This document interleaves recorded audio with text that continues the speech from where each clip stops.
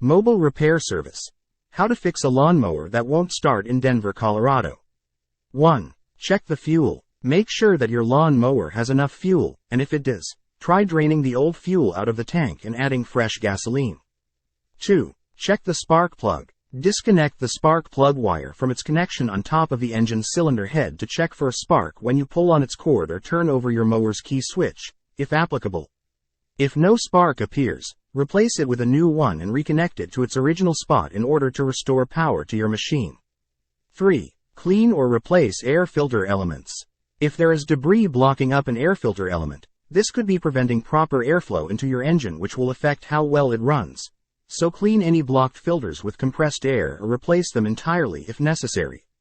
4. Replace any corroded wiring connections. Corroded wires can create an open circuit between components in an electrical system, resulting in reduced performance and not starting at all times. Simply remove these connections from their existing spots before replacing them with brand new ones.